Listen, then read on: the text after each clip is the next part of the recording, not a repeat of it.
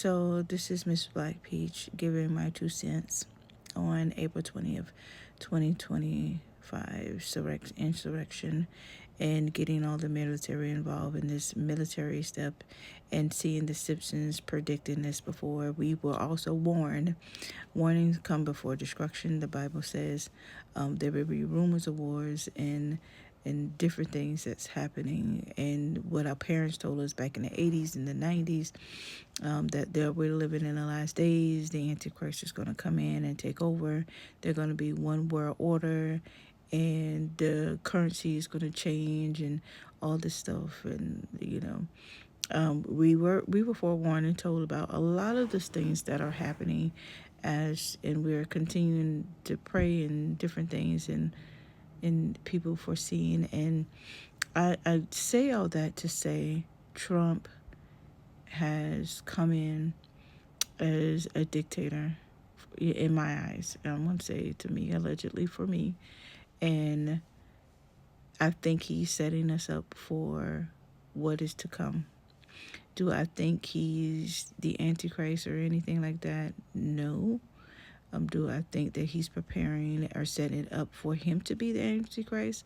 Absolutely. He's being led by something other than common sense. There's a spirit of ignorance that lies within this man, and that's just me saying that. And anybody who disagrees, they can disagree, because we still have the F around and find out movement going on. We still have, I see all these protests. I see the protests. I see the people out there. And it's majority of our white friends. I mean, honestly, it's for people who voted for him. And it's disappointing that now you realize that this man had came in here to destroy what we have worked so hard to try to overcome, especially our black folks. We have worked so hard. We have fought so many battles, and we are still fighting battles. We're still fighting racism. We're still fighting against, what we want to be and different things. It's still the, and he comes in and he just take a wrecking ball and just knocks it all down. And then we have some people that's out here that is still okay with what he's doing because, okay, and again, I say all that to say, I know we see the movement happening. I know we see them marching because they want him out of office. I see Congress back in office wanting to turn off or turn over the tariffs and all that information to Congress. And I see people trying to overrule and overturn some of his rulings, but I don't see anybody trying to impeach this man. I don't see nobody trying to get this man out of office. I don't see any of that. And for my black folks, y'all need to start calling your senator's office. Y'all need to start calling your local office. We need to participate as well. I know we were sitting there watching, sitting back and saying, hey, we're there.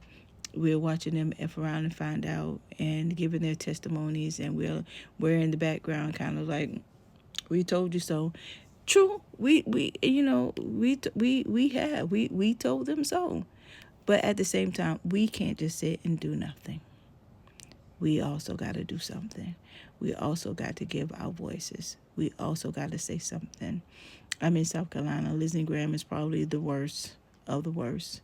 He doesn't want to give anything, and we barely got any funding for whatever they're doing because they was on yacht cruises and everything else. The person the Sanders before him, the guy before him, was misusing money with his mistress in Texas. So there allegedly all that.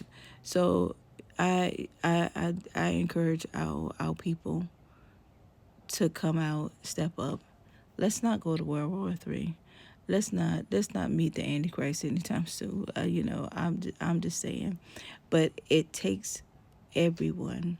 It takes everyone to come together, and not just one race. It takes every race. It takes, because it's everybody. it's hitting us more than it's hitting them. They're mad and they're concerned because it's hitting their social security and their retirement and different things of that nature, and they didn't think it was going to hit them that hard. That's good. We have each other. We'll pick each other up when we fall. When we feed each other, we don't care. We'll do what we got to do. But at the same time, why do that when we don't have to? Why do that when we can support and we can show our voices. We can do. I'm not saying go out and march because I'm not marching, but I will lift my voice and I will tell the story and I will tell everybody you know we need a change. Definitely need a change, but I will continue to pray. If it's God way, it's God way at the end of the day. But I do want to say, begin to stock up. Bananas about to go up, vanilla about to go up. Everything that we get across the board, across the seas that we love, coffee, different things that we receive. Y'all need to start stocking up because we're in the season of Joseph. Joseph stocked up for 7 years because there was 7 years of famine after that, and they had more than enough. So I'm gonna tell you, be like Joseph, if nothing else. And I'll create another video that says y'all need to be like Joseph. At the end of the day, we don't know. Every day is something new. Every day, times are changing. And if it doesn't go the way it needs to go, and if our voices are not heard like it needs to be heard, then we definitely want to be prepared. All right. God bless you. Goodbye.